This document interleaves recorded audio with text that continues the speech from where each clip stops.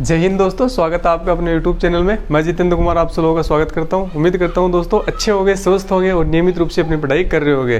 तो दोस्तों अब अपन ने शुरू कर दिया दोस्तों राजस्थान जीके का एक वीडियो आपके लिए सुबह आएगा, एक वीडियो दोस्तों आपको नेशनल जीके से रिलेटेड वीडियो आपको शाम को मिलेगा। तो नियमित रूप से आपको दोनों समय आपको क्लासेज मिलेंगी। जो भी नए दोस्त हैं वो चैनल को सब्सक्राइब जरूर कर ले ताकि उनको समय पे वो क्लास मिल सके। तो दोस्तों अब मैंने शुरू से बेसिक से राजस्थान जीके है वो पढ़ाना शुरू किया है। तो जो कोई नए कैंडिडेट्स हैं जिन्होंने अभी भी 12th किया, जो बिल्कुल फ्रेश कैंडिडेट हैं, तो उनके लिए दोस्तों इस वीडियो के माध्यम से उनको बहुत अच्छा सीखने और समझने के लिए मिल सकता है। दूसरा दोस्तों वो कैंडिडेट्स जिनको तैयारी करते हुए एक एक दो दो तीन तीन साल हो चुके हैं लेकिन अब तक उनका सिलेक्शन नहीं हुआ है, तो वो जाने दोस्तों कि अब तक उनका सिलेक्शन क्यों नहीं हुआ है। तो अगर वो पूरा वीडियो ध्यान से देखेंगे तो निश्चित रूप से दोस्तों उनके समझ में आएगा कि पढ़ाई को किस प्रकार से आसान बनाया जा सकता है, किस प्रकार चीज़ों को आसान बना के अपन याद रख सकते हैं। तो दोस्तों पूरा वीडियो ध्यान से देखिएगा। अगर वीडियो आपको अच्छा लगता है, यहाँ से कुछ समझने के लिए मिलता है, सीखने के लिए मिलता है, तो लाइक शेयर और सब्सक्राइब करना ना भूलिएगा। तो आइए दोस्तों इसको शुरू करते हैं। आज अपन दोस्तों देखने वाले हैं राजस्थान के महत्वपूर्ण तथ्य। तो ये दोस्तों कोई टॉपिक्स नहीं है, क्योंकि टॉपिक अपन इसके बाद में एक दो वीडियो इस प्रकार के और आएंगे, उसके बाद में अपन टॉपिक वाइज इसको शुरू करेंगे। तो इससे पहले दोस्तों अपन को राजस्थान के बारे में कुछ बेसिक परिचय होना बहुत जरूरी है। तो कई बार दोस्तों क्या होता है कि डायरेक्ट जो मैंने अभी क्वेश्चन इस वीडियो में समाहित किए हैं, इन्हीं से डायरेक्ट आपका एग्जामिनर आपसे एग्जाम में क्वेश्चन पूछ लेता है। तो वो कोई क्वेश्चन कई बार आपका गलत बना के आप आ जाते हो, तो ऐसा आप ना करें। जो इजी क्वेश्चन हैं उनको तो 101% आपको सही बनाना ही है, तभी दोस्तों आप सफलता की दौड़ में शामिल रहोगे। अगर इजी क्वेश्चन ये आप गलत बना दोगे तो सफलता का कोई चांस ही नहीं बनता है। तो आइए दोस्तों, जो कोई कैंडिडेट ने दोस्तों किसी प्रकार का कोई एग्जाम दिया भी होगा तो उन कैंडिडेट्स को इस वीडियो को देखने के बाद ये भी पता लग जाएगा कि ये जो क्वेश्चन बताए गए इनसे संबंधित क्वेश्चन भी पूछे जाते हैं। तो आइए दोस्तों पूरा वीडियो ध्यान से देखते हैं और इसको याद रखने का प्रयास करते हैं। तो देखिएगा दोस्तों, बिल्कुल बेसिक से दोस्तों शुरू किया जा रहा है, तो बिल्कुल भी घबराइएगा नहीं। मैं आपको दोस्तों बिल्कुल बेसिक से लेके एक हाई लेवल तक का जीके तैयार करवाऊंगा, लेकिन आपको चैनल के साथ बने रहना है, अपना प्यार और सहयोग यहाँ पे बनाए रखना है। देखिएगा दोस्तों, जो राजस्थान में जो जिलों की संख्या है वो जिलों की संख्या राजस्थान में 33 है। और अगर आपसे जिला परिषद पूछे तो जिला परिषद कितनी है राजस्थान में, तो जिला परिषद भी आप 33 ही बताओगे। जितने जिले हैं उतने ही जिला परिषद है। बात करते हैं नेक्स्ट, जो उपखंड है राजस्थान में, तो कितने उपखंड हैं, तो उपखंड की संख्या आप याद रखोगे 289 उपखंड है। और तहसीलों की संख्या आपसे पूछे तो तहसील बताओगे 314। नेक्स्ट, अगर आपसे नगर पालिका पूछता है कि राजस्थान में कितनी नगर पालिकाएं हैं, तो आप बताओगे 212। और अगर आपसे नगर निगम पूछता है कि राजस्थान में नगर निगमों की संख्या कितनी है, तो आप बताओगे 10। तो ये दोस्तों डाटाज हैं, डाटा को आपको याद ही करने होंगे, इसका और कोई तरीका है नहीं, तो इनको आप याद कीजिएगा। ये दोस्तों मैंने बताया कि 10 नगर निगम है, तो 10 नगर निगम कौन कौन से हैं इनको आपको ध्यान रखना है।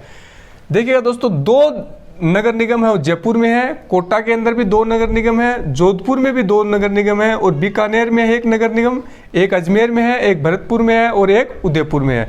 तो इस प्रकार से मिला के टोटल हो जाते हैं 10, 2 जयपुर के, 2 कोटा के, 2 जोधपुर के, बीकानेर, अजमेर, भरतपुर व उदयपुर, इन सबको मिला के हो जाते हैं अपने पास 10 नगर निगम। बढ़ते हैं नेक्स्ट, बात करते हैं नगर परिषद की।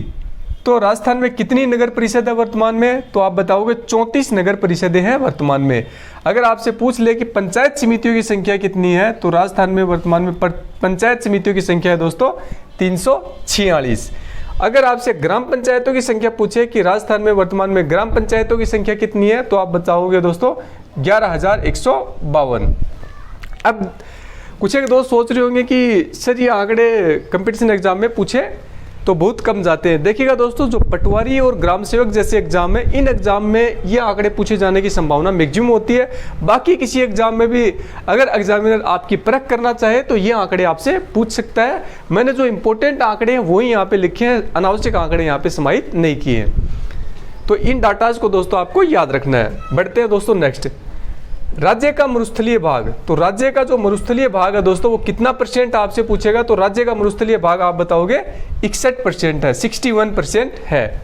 नेक्स्ट बिंदु, राज्य में सर्वाधिक जनजाति कौन सी निवास करती है, तो राजस्थान राज्य में सर्वाधिक जनजाति है दोस्तों वो मीणा जनजाति निवास करती है। और मीणा जनजाति है, ये सभी जनजातियों को अगर इसमें मीणा जनजाति का परसेंट देखा जाए तो उसका 49% है, वो मीणा जनजाति राजस्थान में निवास करती है। बात करते हैं दोस्तों राजस्थान की दूसरी सबसे बड़ी जनजाति आपसे पूछे तो दूसरी सबसे बड़ी जनजाति आप बताओगे दोस्तों भील। दूसरे नंबर पे भील है, सबसे ज्यादा मीणा है। बढ़ते हैं नेक्स्ट। सर्वाधिक जनजातियों वाला जिला दोस्तों आपसे पूछ सकता है कि राजस्थान में सर्वाधिक जनजातियों वाला जिला कौन सा है, तो सर्वाधिक जनजातियों वाला जिला आप बताओगे दोस्तों उदयपुर को। तो सर्वाधिक जनजातियों वाला जिला है दोस्तों उदयपुर को। अब बात करते हैं दोस्तों राजस्थान में विधानसभा सीटों की संख्या। तो विधानसभा सीटें कितनी है राजस्थान में? 200 हैं। लोकसभा सीटें अगर आपसे पूछे तो 25 आप बताओगे, और राज्यसभा सीटें अगर आपसे पूछे तो आप राज्यसभा सीटें बताओगे राजस्थान में 10। तो ये सीटें भी कई बार पूछ ली जाती है। विधानसभा सीटें 200, लोकसभा सीटें 10 और राज्यसभा सीटें दोस्तों लोकसभा सीटें 25 और राज्यसभा सीटें हैं 10। नेक्स्ट, राजस्थान की भाषा पूछे आपसे कि लैंग्वेज कौन सी है, तो लैंग्वेज आप बताओगे हिंदी व राजस्थानी। राजस्थान की 2 भाषाएं हैं, हिंदी व राजस्थानी। बढ़ते हैं नेक्स्ट। राजस्थान का सर्वोच्च पर्वत शिखर पूछे कि सबसे ऊंची चोटी कौन सी है, सर्वोच्च पर्वत शिखर कौन सा है, तो आप बताओगे दोस्तों गुरु शिखर जो सिरोही के अंदर है, और इसकी ऊंचाई आपको ध्यान रखनी है 2722 मीटर है दोस्तों इसकी ऊंचाई भी कई बार ऑब्जेक्टिव के रूप में पूछा जाता है। तो सबसे ऊंची चोटी गुरु शिखर और ऊंचाई है 1722 मीटर। नेक्स्ट बिंदु, सर्वाधिक आपसे राजस्थान का सर्वाधिक गर्म जिला पूछे या ठंडा जिला पूछे, तो दोनों ही रूप में दोस्तों आप आंसर दोगे चूरू का। चूरू जिला है वो राजस्थान का सबसे गर्म जिला भी है और सबसे ठंडा जिला भी है। नेक्स्ट, सर्वाधिक वर्षा वाला जिला। तो राजस्थान का सर्वाधिक वर्षा वाला जिला अगर आपसे पूछता है दोस्तों, तो राजस्थान का सर्वाधिक वर्षा वाला जिला आप बताओगे झालावाड़ को, और सर्वाधिक वर्षा वाला स्थान अगर पूछता है कि राजस्थान में सर्वाधिक वर्षा वाला स्थान है दोस्तों, तो स्थान बताओगे आप दोस्तों माउंट आबू को जो सिरोही में है। तो उम्मीद करता हूं दोस्तों ये पार्ट आपके याद आ चुका होगा। एक बार अपन इसको रिकॉल कर लेते हैं। जिलों की संख्या 33, जिला परिषद भी 33 है, उपखंड 289, तहसील है 314, नगर पालिकाएं कितनी है राजस्थान में 212, नगर निगम है 10, नगर परिषद 34 है, पंचायत समिति है 346, ग्राम पंचायतों की संख्या 11,152 है। राज्य का मरुस्थलीय भाग कितना है 61% है। राज्य में सर्वाधिक जनजाति है वो मीणा जनजाति निवास करती है, जिसका सभी जनजातियों में परसेंट 49% है। दूसरी सबसे बड़ी जनजाति भील है। सर्वाधिक जनजातियों वाला जिला उदयपुर है। विधानसभा सीटों की संख्या 200 है, लोकसभा की 25 है, राज्यसभा की 10 है। सर्वाधिक वर्षा वाला जिला पूछे दोस्तों आप बताओगे झालावाड़, और सर्वाधिक वर्षा वाला स्थान आपसे पूछे तो आप बताओगे माउंट आबू। सबसे गर्म जिला या सबसे ठंडा जिला चूरू। बढ़ते हैं नेक्स्ट। प्रथम राजस्थानी फिल्म, तो नाम आपका ध्यान रखना है दोस्तों, ऑब्जेक्टिव के रूप में पूछा जा सकता है कि प्रथम राजस्थानी फिल्म कौन सी थी, तो प्रथम राजस्थानी फिल्म थी निजराणु। निजराणु नाम आपको ध्यान रखना है। बढ़ते हैं नेक्स्ट। राजस्थान की पहली महिला पायलट कौन थी, तो राजस्थान की पहली महिला पायलट नम्रता भट्ट, नाम आपको ध्यान रखना है। नम्रता भट्ट थी दोस्तों राजस्थान की पहली महिला पायलट। नेक्स्ट, राजस्थान या भारत की मोनालिसा किसे कहा जाता है, तो बनी ठनी है दोस्तों, तो बनी ठनी को राजस्थान या भारत की मोनालिसा कहा जाता है। नेक्स्ट बिंदु, राज्य की पहली महिला मंत्री कौन बनी, तो राज्य की पहली महिला मंत्री कौन बनी, तो कमला बेनीवाल को बनाया गया था राज्य की पहली महिला मंत्री। देखिए दोस्तों, जो चीज़ें आपको सेम लगती हैं उनको याद करने का मैं आपको बेस्ट तरीका बताता हूँ। आप उनको टुकड़ों में तोड़ के याद कीजिएगा, जैसे कि अपन को इन सबको याद करना है। तो अपन पहले इन 4 को एक बार याद करते हैं। प्रथम राजस्थानी फिल्म निजराणु, राजस्थान की पहली महिला पायलट नम्रता भट्ट, और राजस्थान या भारत की मोनालिसा बनी ठनी। राजस्थान की पहली महिला मंत्री कमला बेनीवाल। तो इस प्रकार से इन 4 को याद किया। बढ़ते हैं उससे आगे। अब बात करते हैं पहली महिला सीएम या पहली महिला मुख्यमंत्री कौन बनी राजस्थान की, वसुंधरा राजे बनी, आप सब लोग जानते ही हो। प्रथम विधानसभा अध्यक्ष कौन थे दोस्तों, राजस्थान के प्रथम विधानसभा अध्यक्ष नरोत्तम लाल जोशी को बनाया गया था। और प्रथम महिला विधानसभा अध्यक्ष, राजस्थान की प्रथम महिला विधानसभा अध्यक्ष कौन बनी थी, सुमित्रा सिंह को। तो इनको दोनों को नाम आपको ध्यान रखने हैं। तो आइए दोस्तों अब आगे के अपन इन 3 का नाम याद रखते हैं। प्रथम महिला मुख्यमंत्री वसुंधरा राजे, प्रथम महिला विधानसभा अध्यक्ष नरोत्तम लाल जोशी, और प्रथम महिला विधानसभा अध्यक्ष सुमित्रा सिंह को बनाया गया था। बढ़ते हैं नेक्स्ट। बात करते हैं दोस्तों प्रथम महिला राज्यपाल कौन बनी थी दोस्तों? प्रतिभा पाटिल। तो यहां से एक बिंदु आप और ध्यान रखना है दोस्तों, क्वेश्चन दो प्रकार से पूछा जाएगा। क्वेश्चन पूछा जा सकता है देश की प्रथम महिला राष्ट्रपति, आंसर बताओगे प्रतिभा पाटिल। प्रथम महिला राज्यपाल भी यही थी, प्रथम महिला राष्ट्रपति भी यही थी। एक क्वेश्चन आपको थोड़ा घुमा के पूछेगा, राजस्थान की वह कौन सा राज्यपाल था जिसको राष्ट्रपति बनने का मौका मिला, या राजस्थान की वह कौन सी महिला राज्यपाल थी जो राष्ट्रपति बनी? तो आप आंसर बताओगे प्रतिभा पाटिल। नेक्स्ट, प्रथम राज्यपाल कौन बने राजस्थान के? तो प्रथम राज्यपाल थे गुरुमुख निहाल सिंह। नेक्स्ट बिंदु, प्रथम मुख्य न्यायाधीश, राजस्थान के प्रथम मुख्य न्यायाधीश कौन थे? तो कमलकांत वर्मा थे राजस्थान के प्रथम मुख्य न्यायाधीश। आइए इनको अपन वापस याद करते हैं। प्रथम महिला राज्यपाल पूछे तो प्रतिभा पाटिल, राजस्थान के प्रथम राज्यपाल पूछे तो गुरुमुख निहाल सिंह, और राजस्थान के प्रथम मुख्य न्यायाधीश पूछे तो कमलकांत वर्मा। नेक्स्ट, प्रथम मनोनीत मुख्यमंत्री आपसे पूछता है दोस्तों, तो प्रथम मनोनीत मुख्यमंत्री है दोस्तों हीरालाल शास्त्री। प्रथम मनोनीत मुख्यमंत्री है हीरालाल शास्त्री। प्रथम निर्वाचित मुख्यमंत्री है टीकाराम पालीवाल। और राज्य की सबसे लंबी नदी है दोस्तों बनास नदी, जिसकी लंबाई है 480 किलोमीटर। तो आइए दोस्तों इन तीनों को एक साथ याद रखते हैं। क्या क्या है? प्रथम मनोनीत मुख्यमंत्री हीरालाल शास्त्री, प्रथम निर्वाचित मुख्यमंत्री टीकाराम पालीवाल, और राज्य की सबसे लंबी नदी है बनास नदी, जिसकी लंबाई है 480 किलोमीटर। बढ़ते हैं नेक्स्ट। सबसे प्राचीन पर्वत श्रृंखला पूछे, राज्य की सबसे प्राचीन पर्वत श्रृंखला, और ये दोस्तों भारत की भी सबसे प्राचीन पर्वत श्रृंखला है। तो सबसे प्राचीन पर्वत श्रृंखला अरावली है। राज्य के कुल क्षेत्रफल में कितने प्रतिशत क्षेत्र में वन है? तो ये भी अच्छा क्वेश्चन है, इसको आप ध्यान रखिएगा। राज्य के कुल क्षेत्रफल में वन क्षेत्र कितने प्रतिशत हैं? तो राज्य के कुल क्षेत्र में वनों का प्रतिशत कितना है दोस्तों? तो 9.57% क्षेत्र में है वन। नेक्स्ट बिंदु, राज्य में आरक्षित वनों का प्रतिशत आपसे पूछ सकता है। राज्य में आरक्षित वन है कितने परसेंट है? तो आरक्षित वन बताओगे 38.11%। नेक्स्ट बिंदु, भारत में पहली बार पंचायती राज व्यवस्था की शुरुआत कहाँ हुई? या फिर राजस्थान में पूछ सकता है, राजस्थान में पंचायती राज व्यवस्था की शुरुआत कहाँ हुई? तो भारत या राजस्थान में पहली बार पंचायती राज व्यवस्था की शुरुआत हुई बगतरी गांव नागौर में 2 अक्टूबर 1959 ईस्वी में। उस समय के जो प्रधानमंत्री थे पंडित जवाहरलाल नेहरू, इन्हीं के द्वारा इसका उद्घाटन किया गया था। तो गांव का नाम आपको ध्यान रखना है, बगतरी गांव नागौर में हुई थी, और डेट के साथ सन भी आपको ध्यान रखनी है, 2 अक्टूबर 1959 को हुई थी। दोनों चीजें पूछी जाती है। तो आइए दोस्तों अपन इन चारों बिंदुओं को वापस याद करते हैं। सबसे प्राचीन पर्वत श्रृंखला अरावली है।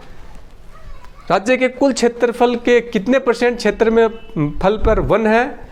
तो 9.57%। आरक्षित वनों का परसेंट कितना है? तो 38.11%।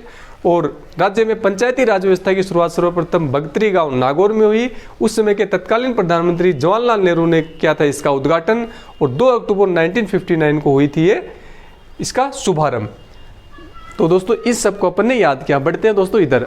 तो आइए दोस्तों एक बार अब इनको अपन याद करने का प्रयास करते हैं। तो देखिएगा दोस्तों, सर्वाधिक वन वाला जिला आपसे पूछ सकते हैं कि सर्वाधिक वन वाला जिला कौन सा है? तो आप आंसर बताओगे उदयपुर। सर्वाधिक वन क्षेत्र वाला जिला आपसे पूछे तो भी दोस्तों आप आंसर बताओगे उदयपुर।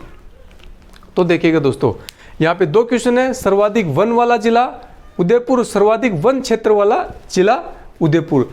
ये क्वेश्चन है दोस्तों सर्वाधिक वन क्षेत्र वाला जिला। इसका मतलब ये है कि जो उदयपुर जो जिला है उसका जो टोटल एरिया है, तो उसके हिसाब से सबसे ज्यादा जो वनों से आच्छादित एरिया है वो उदयपुर का है, और सर्वाधिक वन वाला जिला है। इसका मतलब दोस्तों ये है कि जो भी राजस्थान के सभी जिले हैं, उन जिलों में सबसे ज्यादा वन है वो किस जिले में है? उदयपुर में है। तो दोनों क्वेश्चन अलग अलग है, कंफ्यूज नहीं होना है, आंसर एक ही है। नेक्स्ट बात करते हैं न्यूनतम वन वाला जिला। तो न्यूनतम वन वाला जिला आपसे पूछे तो आप आंसर बताओगे चूरू को, और न्यूनतम वन क्षेत्र वाला जिला पूछे तो आप आंसर बताओगे जोधपुर को। तो इनमें अंतर क्या है मैं ऊपर आपको बता चुका हूं। बढ़ते हैं नेक्स्ट।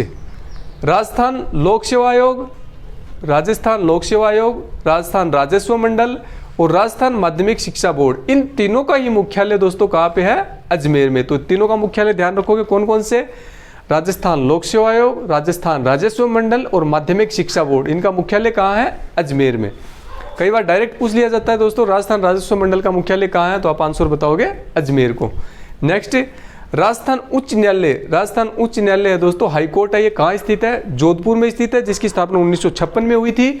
और दोस्तों इसका जो एक खंडपीठ जो बाद में बनी थी, तो इसकी खंडपीठ पूछे तो खंडपीठ आप बताओगे जयपुर में, इसकी स्थापना 1976-77 में हुई थी। तो राजस्थान हाई कोर्ट जोधपुर में और इसकी खंडपीठ जयपुर में स्थित है। नेक्स्ट क्वेश्चन, राजस्थान का एकमात्र खुला विश्वविद्यालय। राजस्थान का एकमात्र खुला विश्वविद्यालय, अच्छा क्वेश्चन है, कई बार एग्जाम में पूछा गया क्वेश्चन है।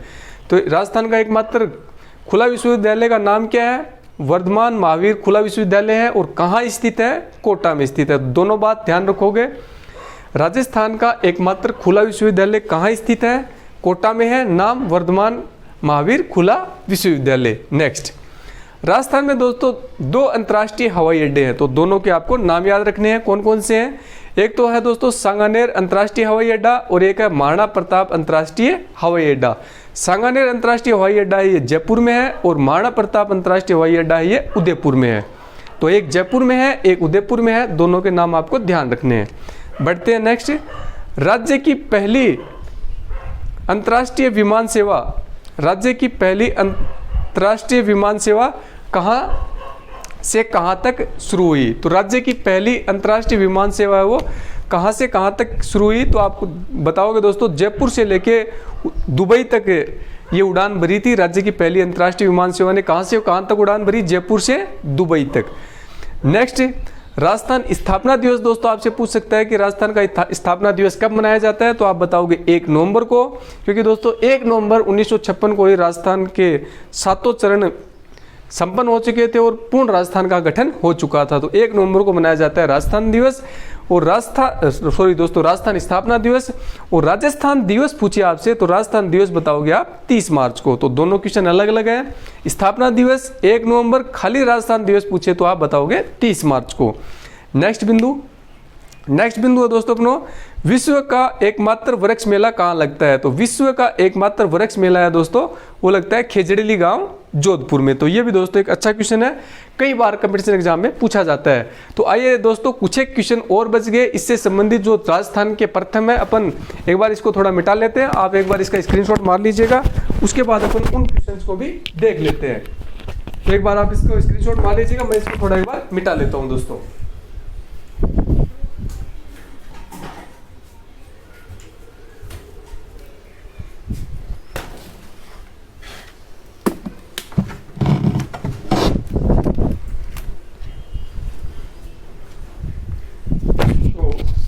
देखिएगा दोस्तों कुछ एक क्वेश्चन और है अपने, अब अपन उनको भी अपन याद करने का प्रयास करते हैं।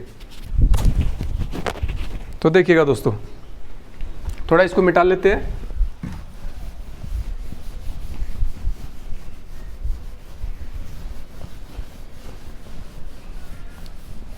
इस प्रकार से दोस्तों अगर आप पढ़ाई करते हो तो दोस्तों निश्चित रूप से आप है वो जिस किसी भी कंपटीशन एग्जाम की तैयारी कर रहे हो तो निश्चित रूप से दोस्तों आप उसमें सफलता प्राप्त करोगे। लेकिन दोस्तों मेहनत तो आपको ही करनी पड़ेगी। मेरे यहाँ पे बोर्ड पे लिखने से, बताने से या मेरे इनको याद करने से आपको सफलता नहीं मिलने वाली है। तो इस चीज़ को आप ध्यान रखिए। चाहे तो आप इसका स्क्रीनशॉट मार के याद कीजिएगा, चाहे आप इसके नोट्स बनाइएगा, चाहे आपको कैसे भी याद करना पड़े, लेकिन इन बिंदुओं को आपको याद रखना है, क्योंकि ये है दोस्तों एक बेसिक स्ट्रक्चर है, बेसिक चीज़ें हैं जिनको याद रखना आपके लिए अति आवश्यक है। तो देखिए दोस्तों कुछ एक क्वेश्चन और बच गए, उनको भी अपन चर्चा करते हैं। देखते हैं दोस्तों, राज्य का पहला राष्ट्रीय उद्यान पूछे आपसे या फिर राज्य की पहली बाग परियोजना पूछे, तो क्या आंसर आपको बताना है? राज्य का पहला राष्ट्रीय उद्यान पूछे आपसे,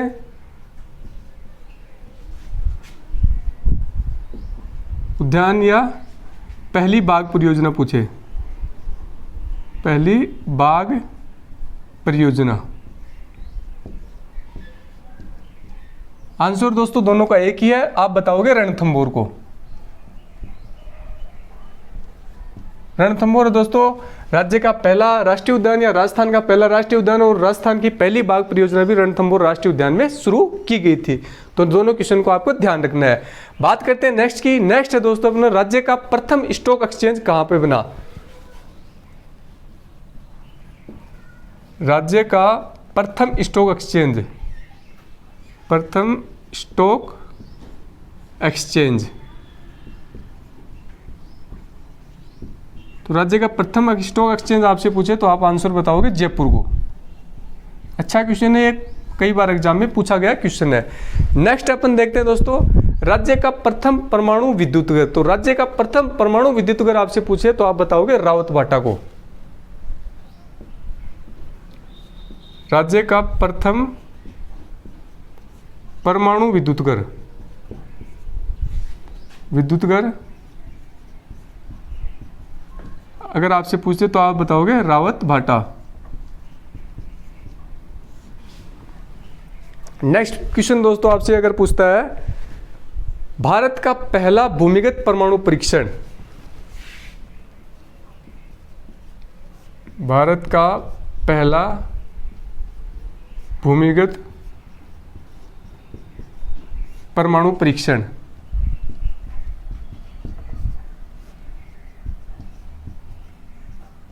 अब दोस्तों ये भारत का पहला भूमिगत परमाणु परीक्षण है, इसका मतलब क्या है? इसका मतलब ये राजस्थान का तो है ही है पहला, लेकिन ये पूरे भारत देश का पहला है, इसलिए दोस्तों राजस्थान का तो होना ही है। तो ये कब हुआ भारत का पहला भूमिगत परमाणु परीक्षण?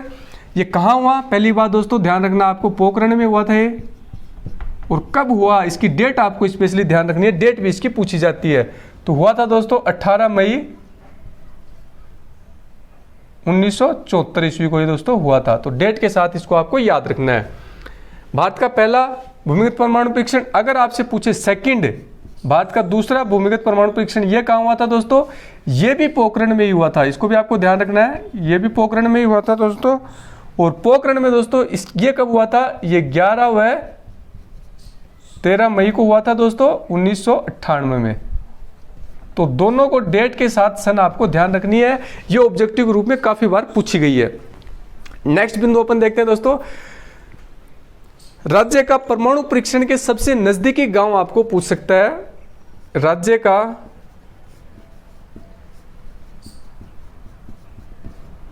परमाणु परीक्षण के सबसे नजदीकी गांव, सबसे नजदीक गांव, तो राज्य का परमाणु परीक्षण के सबसे नजदीक गांव आपसे पूछे तो आप बताओगे दोस्तों खेतोलोई।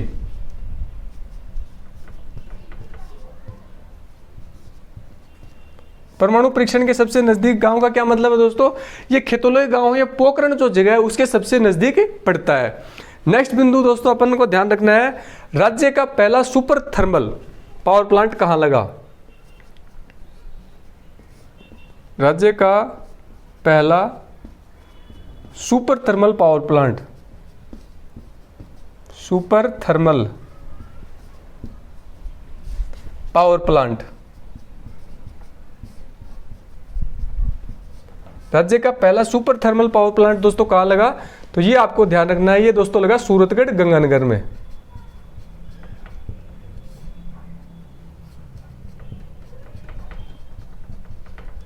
ये लगा था दोस्तों सूरतगढ़ गंगानगर में। और राज्य का दूसरा पूछ सकता है, ये तो पहला हुआ दोस्तों सूरतगढ़ गंगानगर। अगर आपसे सेकंड पूछे कि दूसरा कहां लगा सुपर थर्मल पावर, तो दोस्तों आप बताओगे कोटा के अंदर। ठीक है दोस्तों। नेक्स्ट बिंदु दोस्तों आपको यहां से ध्यान रखना है, नेक्स्ट बिंदु आपसे पूछ सकता है राज्य का सुपर जिंक स्मेल्टर कहां स्थित है? क्या पूछेगा? राज्य का सुपर